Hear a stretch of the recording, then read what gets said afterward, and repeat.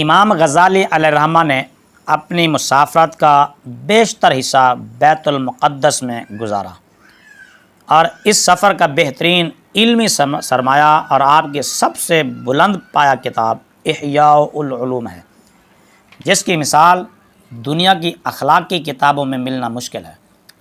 اخلاقیات کے موضوع پر یہ ایک بے مثال کتاب ہے۔ بعد کے مصنفین نے جو اخلاقیات کے موضوع پر جو کچھ بھی لکھا وہ اس کتاب سے ہی حاصل کیا۔ مشہور ہے کہ آپ نے اس کی تصنیف کے لیے بیت المقدس کی جو جگہ منتخب کی تھی وہ قبۃ الصخرہ کا مشرقی گوشہ تھا اور آپ اس گوشہ میں معتکف تھے۔ ویسے تو امام غزالی علیہ الرحمہ کی تمام کتب ہی علم کے نادر اور قیمتی موتی اپنے اندر سموئے ہوئے ہیں، مگر سب سے زیادہ شہرت پانے والی کتاب احیاء العلوم اپنی مثال آپ ہیں۔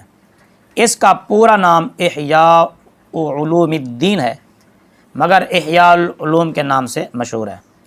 یہ کتاب ہر دور میں مشائخ، عارفین، اقطاب، اولیاء اور علماء و صوفیاء کی توجہ کا مرکز رہی، اور یہ معتبر ہستیاں اس کتاب کی قصیدہ خوانی میں رطب اللسان نظر آتی ہیں۔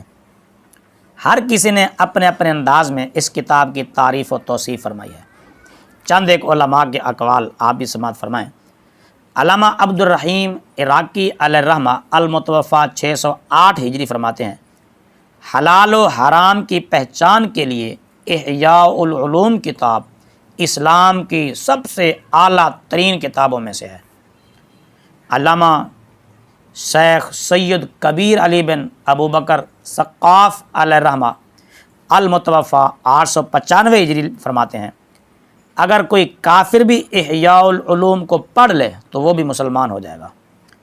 اس میں ایسا مخفی راز ہے جو دلوں کو مقناطیس کی طرح کھینچتا ہے۔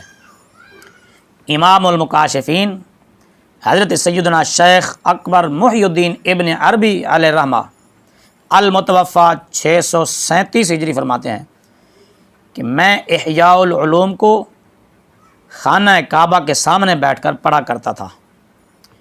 امام الحرمین کے شاگرد حضرت سیدنا عبد الغافر بن اسماعیل فارسی علیہ الرحمہ فرماتے ہیں کہ احیاء العلوم جیسی کتاب نہ پہلے کسی نے لکھی ہے اور نہ بعد میں کوئی لکھے گا۔ حضرت سیدنا امام یحییٰ بن شرف نووی علیہ الرحمہ فرماتے ہیں احیاء العلوم کتاب قرآن کے بہت قریب ہے۔ تاج العارفین قطب الاولیاء حضرت سیدنا عبداللہ علیہ الرحمہ فرماتے ہیں احیاء العلوم تقریباً ان کو پوری یاد تھی۔ فرماتے ہیں کہ احیاء العلوم کو لازم پکڑ لو، یہ اللہ تعالیٰ کی نظر رحمت اور رضا کا ذریعہ ہے۔ تو جس نے اس کتاب سے محبت کی اور اس کا مطالعہ کیا اور اس پر عمل کیا، اس نے اللہ تعالیٰ اور رسول کریم صلی اللہ علیہ وسلم